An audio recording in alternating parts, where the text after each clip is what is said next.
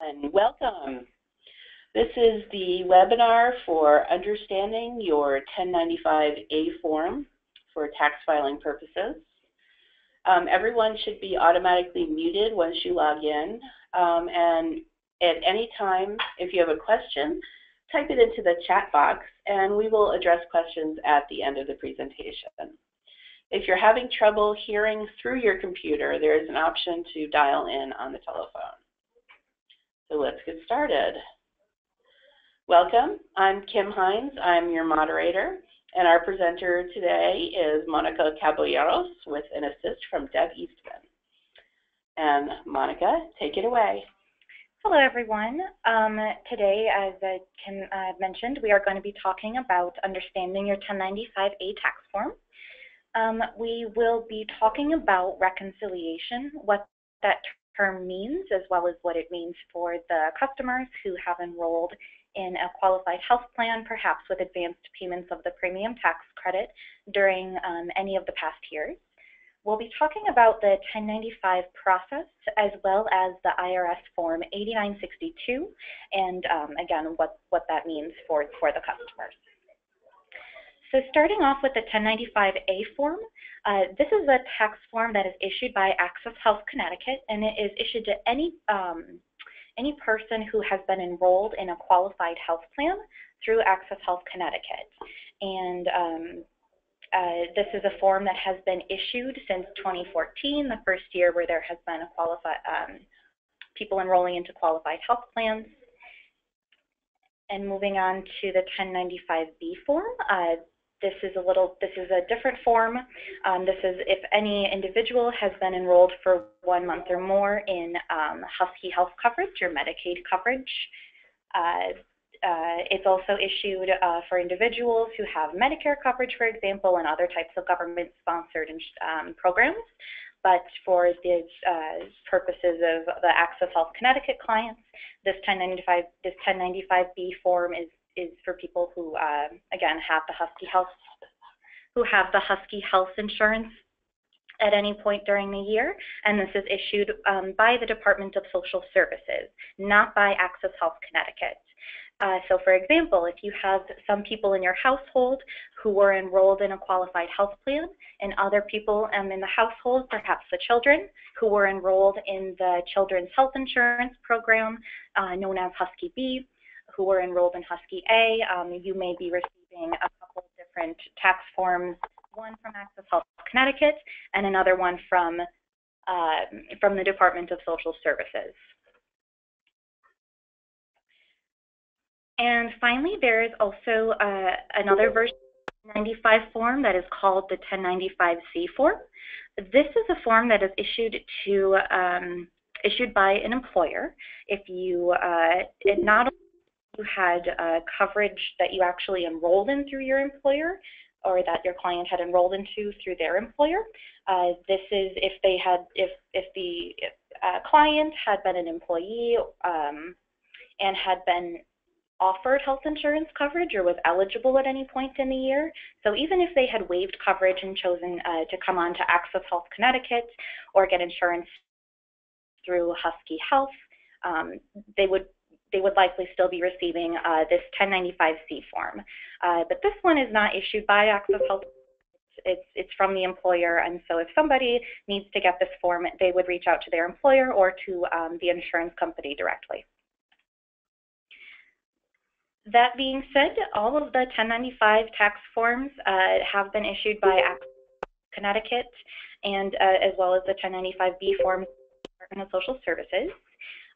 There have been a few, Access Health Connecticut has identified a small handful of tax forms that had been suppressed if there had been some sort of issue, and Access Health Connecticut is working through those different forms that had been suppressed and to make those corrections and get them out so they are correct. One thing that if you're working with somebody who's getting these tax forms, we find very important to remember is that you wouldn't want to be giving out tax advice.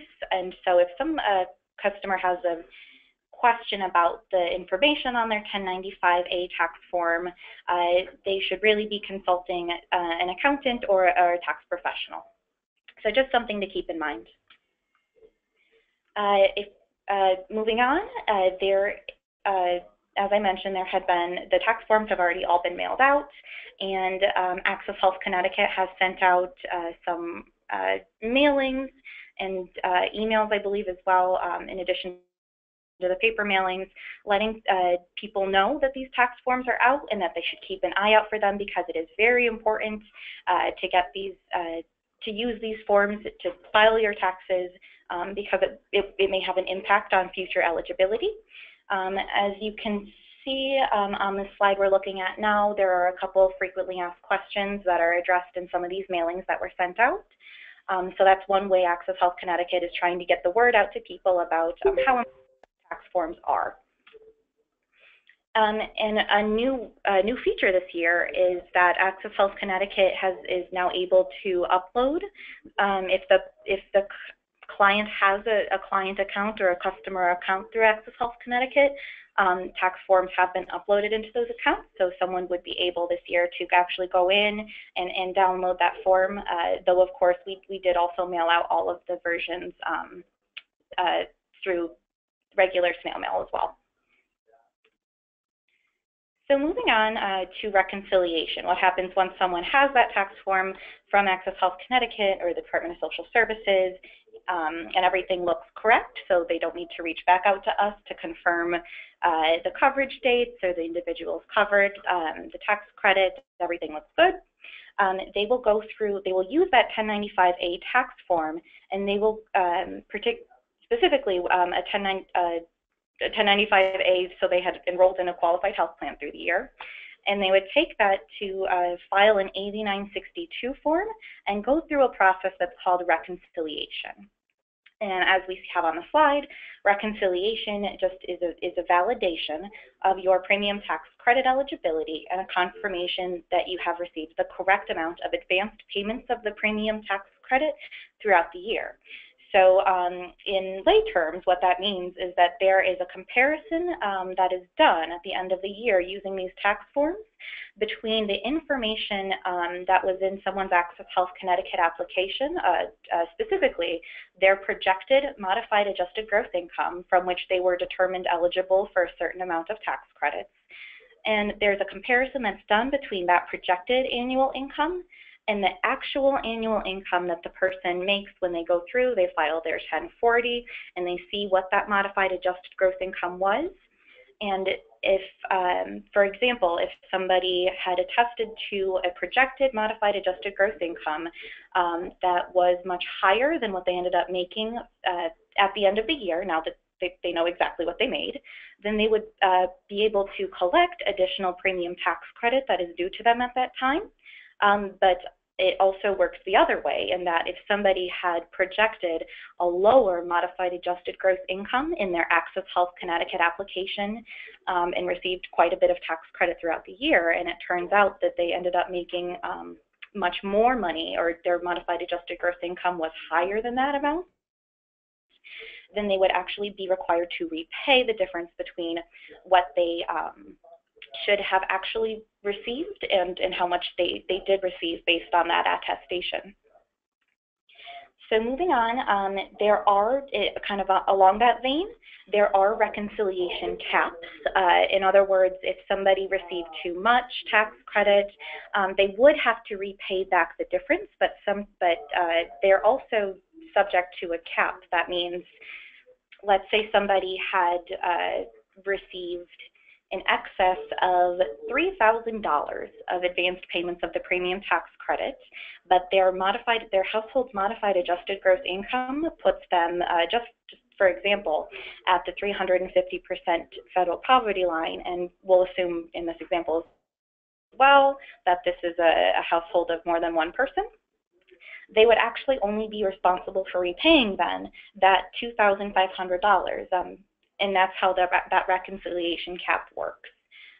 And when someone uses that 1095A form to file the 8962, there is actually a little place up at the top where someone, a household would be able to see their percentage of where they actually fell along the federal poverty level and what that percentage is. So just going into a little more detail about this 1095-A form. It is issued to the primary tax filer who enrolled themselves or any person that they claim on their taxes into a qualified health plan of the bronze, silver, gold, or platinum level. So for example, if they had enrolled in a policy, let's say there's someone who is under 30, or there's someone who is over the age of 30 who was approved for an affordability exemption, and these people went on and purchased catastrophic level coverage, they would 95A tax form. Rather, Access Health Connecticut would send that information to the IRS, so the IRS would have records that these people had minimum essential coverage, but they would not actually be getting a 1095A tax form. One other thing to note is that the 1090, if somebody is enrolled in multiple qualified health plans throughout the year, let's say, for example, they were enrolled in a bronze plan for the first 3 months, they had a qualifying life event, let's say they got married, and they ended up changing into a different policy, then they would actually receive 2 different 1095A tax forms for that year, one showing the first policy and then another showing the second. And so one thing to remember as well for the clients, they may want to make sure that they have all of the tax forms for all of the policies that they had.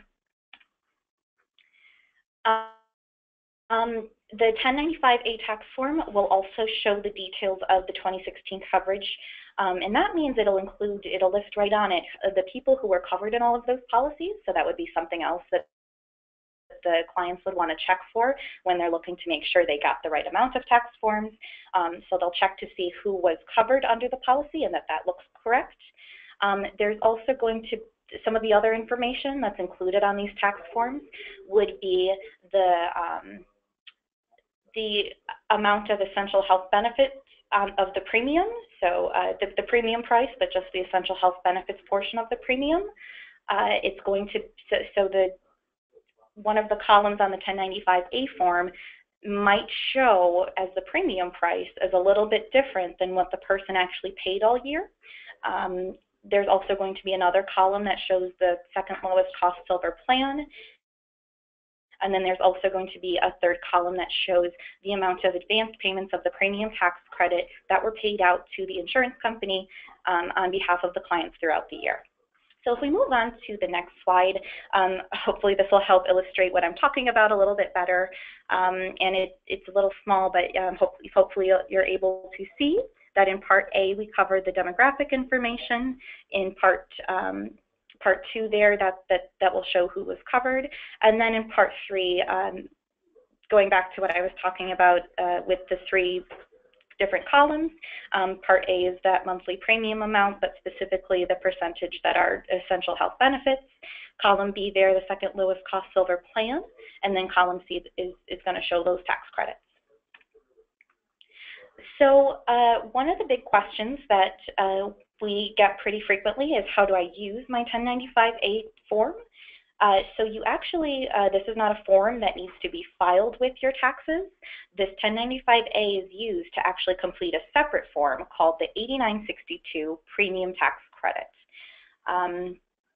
So all the people listed together on line 2 of the 1095A form will also be listed together on Form 8962.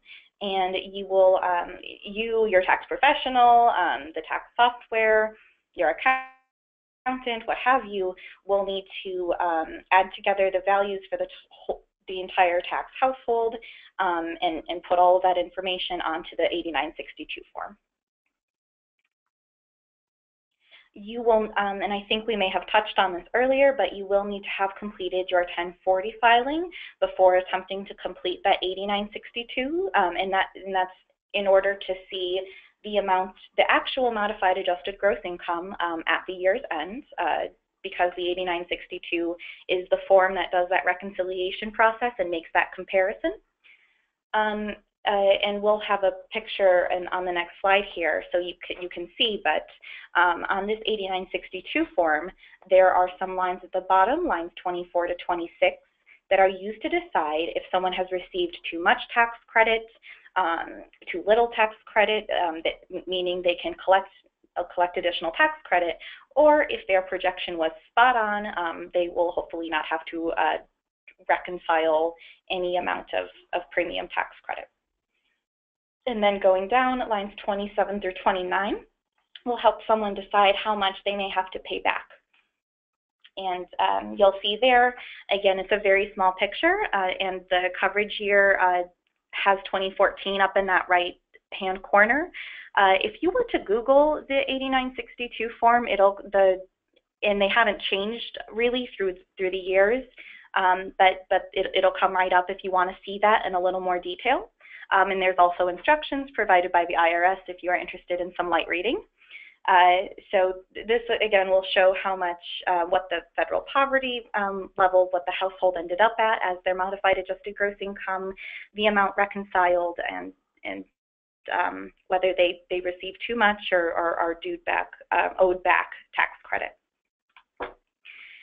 So we're going to cover a few of the commonly asked 1095A and 8962 questions. The first being, will I still receive an IRS Form 1095A if I didn't request a subsidy? The answer is yes. Every taxpayer who obtained health insurance coverage for themselves or their tax dependents through Access Health Connecticut and received and enrolled in a plan at the bronze, silver, gold, or platinum level will receive a 1095A form. The next question is, will I still receive an IRS Form 1095A if I am a non-citizen? The answer, once again, is yes. Lawfully present non-citizens who purchased coverage, a qualified health plan of those four metal tiers, will receive a 1095A form and be able to reconcile tax credits, just as any citizen would be able to.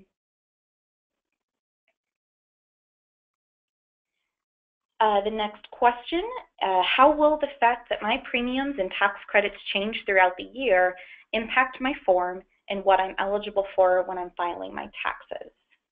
And so the coverage and the tax, and I think we also touched on this throughout the webinar, but again, the coverage and tax credit information are displayed on the form for each month of the year, and again, the clients will want to review all of that information to make sure it's right. And any changes in premium or tax credit that occur throughout the year are going to be reflected on that 1095A form. And as we mentioned, if you've changed plans during the year for whatever reason, you can expect to receive multiple 1095A forms. And so if someone asks, well, what form do I file, the 1095A or the 8962? They would file the 8962, but you would want to, or rather your client would want to definitely hang on to that 1095A and keep that for their records. And I believe those are all the frequently asked questions that we put together ourselves. I am going to hand this back over to Kim. Wonderful. Thank you so much, Monica. That was a terrific job. And now I am just going to talk very briefly about opportunities that you have to partner with Access Health Connecticut. So, and then we'll get to any questions people might have. So what is a community partner? Many of you know this already, but we rely very much on our community partners to share information about access to health coverage with communities all over Connecticut. And this is essential because people really just don't know how Access Health works, how they can get financial help. Still to this day, there's a lot of confusion out there, and so we work with as many of our community partners as possible just to get that word out. And our partners come in all flavors, shapes, and sizes, from churches to libraries to hospitals to state and government agencies, community health centers, pretty much anything you can imagine. One thing that we provide for our partners is this handy-dandy web page, which is it has a tremendous amount of information on it, and it's really, really helpful. So first of all, you can go here to find out what events are coming up, what webinars are coming up. Let's see. So today we're doing the 1095 form webinar, and then on Friday, February 22nd, is Understanding Access Health Connecticut Customer Analytics. And actually that should be really interesting. So sign up for that. Another thing we offer are the printable materials. So you can see you can download all kinds of flyers, you know, getting covered until you're 26 under your parents' plan. What is the tax penalty? How can immigrants get covered? What happens if you have to choose between COBRA and Access Health? So really a great deal of wonderful information there. Also, we put out a monthly community newsletter, which again has the things that we've been doing where we are out and about in the communities, any information from the state or the federal government that might be helpful, and just really what's going on. So, in addition, you can find out a lot of times you have questions and you don't know who to contact. Should you call the call center? Should you call the outreach number? Should you call Access Health directly? Well, this has all of that information that you need, so you don't have to go through a zillion numbers to find the person that you need. And lastly, we would love our partners to invite us to your events. We're constantly looking for ways to engage the communities, and we often go to fairs and festivals and races and table with information as well as little giveaways that people love. And it's just a way of getting out there and letting people know that we are here to help them. So please become a community partner. You can reach us by calling 860-327-5517 or email us at outreach@accesshealthct.com. Visit the website at learn.accesshealthct.com/community and follow us on social media at AccessHealthCT.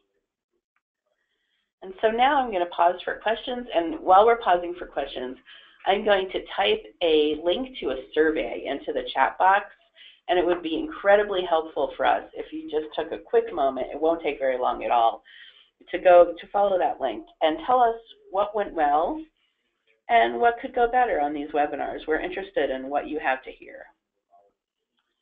So let me just do this quickly while we're waiting on questions.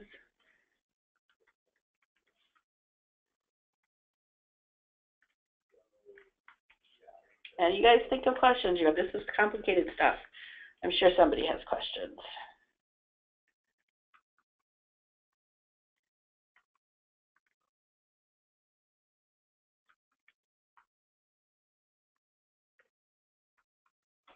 Okay, there's your survey, and let's see. So I've gotten some questions before this webinar, so let's ask one of those. Okay, if someone who signed up for Medicaid through Access Health Connecticut has not received their 1095 form yet, where should they go? How about someone who signed up for private health insurance through Access Health? So if someone is enrolled in Husky Health Insurance, that's a lot of times what Medicaid is referred to in the state of Connecticut, and they haven't received their 1095B form, they would contact the Department of Social Services. We do have a phone number for that, which we can provide to you in the chat box here. And so you would want to call the Department of Social Services to make sure that you can get a copy of that form. And if you don't have a form from Access Health Connecticut yet, if you had signed up for a qualified health plan, that's what I think is being referred to here for the private health insurance through Access Health, you would want to give Access Health Connecticut a call. And there is a dedicated phone number for that as well. There is a team here internally at Access Health Connecticut that is working on making corrections or reprinting information. we can type that into the chat box as well. Yep, we got it. Yep, she's on it. So how about any other questions? Okay, so Monica, how do you calculate the tax penalty for not having health insurance in 2016? And then how do you pay? So if you were without coverage, or a client was without minimum essential coverage for more than 3 consecutive months during the taxable year, they would figure out the tax penalty with another form, IRS form called an 8965. So again, the client would probably want to see a tax professional or their accountant to figure out how to fill out that form and file it.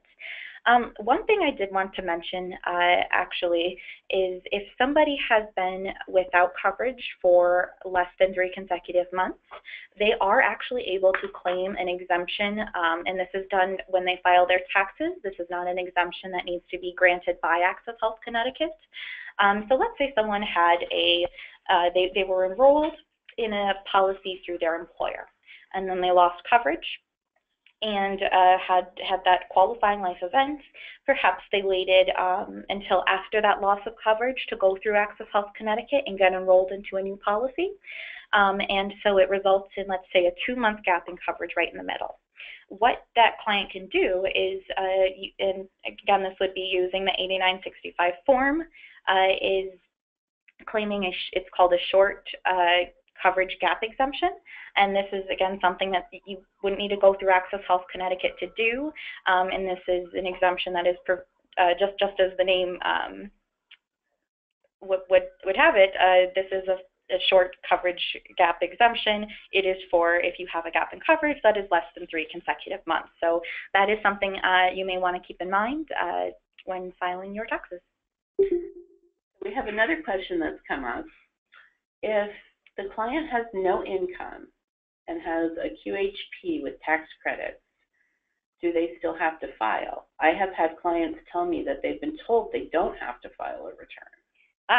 So even if somebody if somebody's income is below the tax filing threshold, typically, one of the requirements of receiving tax credit is filing a tax return. So so I wonder if the clients, or we may be conflating some of those concepts, because perhaps this is a person who maybe they don't have their permanent resident card and haven't met that 5-year bar to get Medicaid, and so their income would otherwise qualify.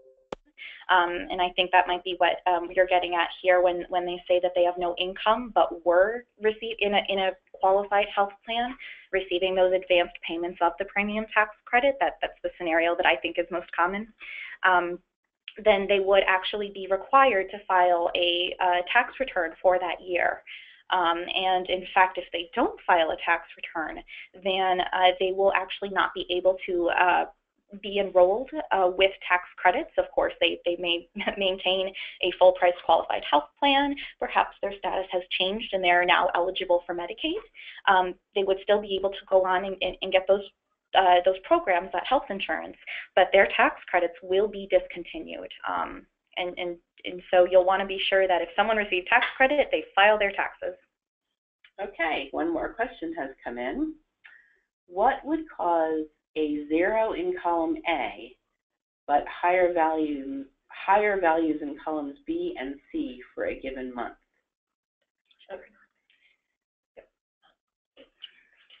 Okay, this is Deb. I'm going to speak on that behalf. So what that means is the consumer stopped paying the prior month and they had a 30-day grace period. But generally speaking, it should, for the month that they stopped paying, you would see the subsequent month as their termination date, and columns A and columns B would be 0, and the advanced tax credit would have been granted. Thanks, Deb. Okay, and then as a follow-up to the previous question, just to make sure, Xenia asks, also these individuals should not be claimed as tax dependents, correct? So I think that means if they are getting their own plan someone else should not be claiming them as tax dependent. Do you know? That may be a question for the IRS, but we're putting our heads together. What's the scenario one more time with that? If the individual has no income but has a QHP, they should not be claimed by someone else as a dependent. That is correct. And another one of the instances where I think this may come up a little bit, or I think that we've seen more commonly, is when you have an adult child who is claiming their parents who perhaps have an immigration status that would make it so that they are not eligible to receive Medicaid. I really do think this is probably the most common example, but if that is the case, then that is correct. That is another requirement of receiving advanced payments of the premium tax credit, and we do include this in our disclaimer, though it is a very long disclaimer, is that, correct, you may not be claimed as a tax dependent by anyone else. So for this instance, they would need to file their own return. Yeah, and she said yes, the child wanted to claim the parent. Okay, yep, exactly. Thanks. Great answer. Okay, call for last questions. Anybody? I'll give you a second if you want to type it in.